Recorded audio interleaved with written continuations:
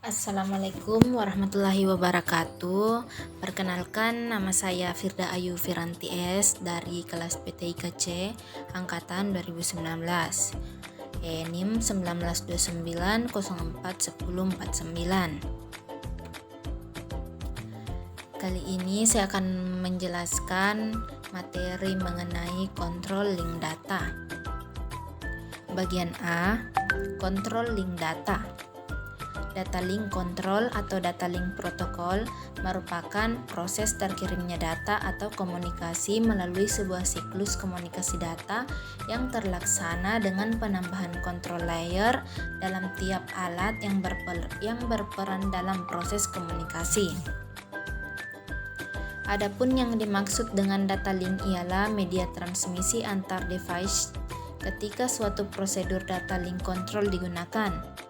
Dengan kata link data link control atau data link protokol adalah pengiriman data melalui link komunikasi data yang terlaksana dengan penambahan control layer dalam tiap device komunikasi. Data link control merupakan lapisan kontrol yang berada pada setiap perangkat komunikasi yang menyediakan fungsi seperti flow control, pendeteksian serta pengendalian kesalahan, menyediakan prosedur data antar jaringan. Selanjutnya bagian B. Flow control adalah suatu teknik untuk menjamin bahwa entitas pengiriman tidak akan membanjiri data kepada entitas penerima. Entitas penerima secara khusus mengalokasikan buffer dengan beberapa kali panjangnya transfer. Ketika data diterima, receiver harus mengerjakan sejumlah proses tertentu sebelum mengalirkan data ke server dengan level yang lebih tinggi. Dengan tidak adanya flow control, maka buffer pada penerima dapat terisi penuh dengan melebihi kapasitas bersamaan pada saat penerima masih memproses data sebelumnya. Sebagai permulaannya, maka kita menguji mekanisme flow control dengan tidak adanya error. Seperti ditunjukkan pada gambar di bawah, sumbu ke atas adalah urutan waktu yang akan mempermudah dalam menggambarkan hubungan kirim dan terima yang benar sebagai fungsi waktu. Bagian yang pertama yaitu ada stop and wait flow control. Bentuk sederhana dari flow control adalah stop and wait flow control yang bekerja sebagai berikut. Entitas sumber mengirimkan frame. Setelah diterima entitas, tujuan memberi tanda untuk menerima frame berikutnya dengan mengirimkan balasan sesuai frame yang telah diterima. Entitas sumber harus menunggu sampai ia menerima balasan dari entitas tujuan sebelum mengirimkan frame berikutnya. Selanjutnya, entitas sumber dapat menghentikan aliran data dengan menahan jawaban. Bagian yang kedua yaitu sliding window flow control. Masalah utama yang selama ini adalah bahwa hanya satu frame yang dapat dikirimkan pada saat yang sama. Dalam keadaan intian bit yang akan dikirimkan lebih besar dari panjang frame A ke 1, maka diperlukan satu efisiensi. Untuk memperbesar efisiensi yang dapat dilakukan dengan memperbolehkan transmisi lebih dari satu frame pada saat yang sama. Bila suatu stasiun A dan B dihubungkan dengan jalur full duplex, stasiun B mengalokasikan buffers dengan selebar n frame dan stasiun A diperbolehkan untuk mengirim frame sebanyak n tanpa menunggu adanya jawaban.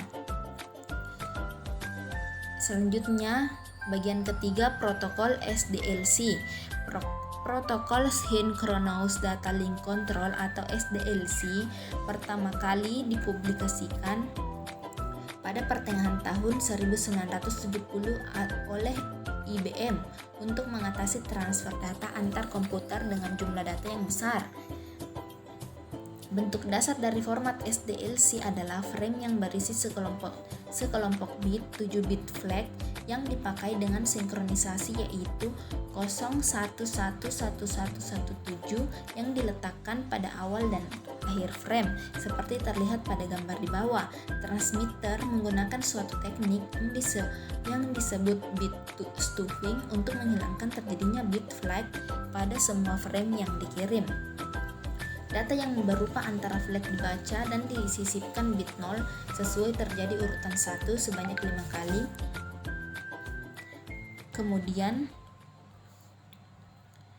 Kemudian receiver akan dapat mengetahui awal dan akhir flag dengan urutan bit 1 sebanyak 7 kali dan menghilangkan 1 bit 0 sesudah terjadi urutan 1 sebanyak 5 kali, sedangkan bagian frame yang lain disimpan sebagai data. SDLC dilengkapi dengan signal yang ditetapkan sebagai pemberitahu receiver untuk membatalkan frame yang sedang diproses dengan cara transmitter mengirimkan 7 urutan bit pertama kepada receiver yang diartikan sebagai karakter pembatal.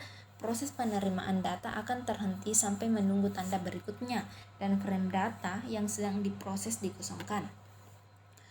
Bagian keempat yaitu protokol HDLC. Salah satu protokol untuk data link control yang paling penting adalah High Level Data Link Control atau HDLC berdasarkan ISO 33009 dan ISO 04335 yang diadopsi dari standar CCIT untuk jaringan paket switching X25. Pada awal dan akhir frame pada HDLC juga ditandai dengan menggunakan urutan bit 011117 seperti pada SDLC, sedangkan perbedaan antara SDLC dan HDLC adalah yang pertama yaitu HDLC menggunakan deretan bit untuk alamat dan kontrol sebanyak 7 bit. Yang kedua, karakter pembatal pada HDLC menggunakan 7 bit. 1. SDLC 7 bit. Dan yang ketiga, byte terakhir pada file alamat dan pengontrol yang memiliki LSB1 yang menandakan akhir file. Sekian dan terima kasih. Wassalamualaikum warahmatullahi wabarakatuh.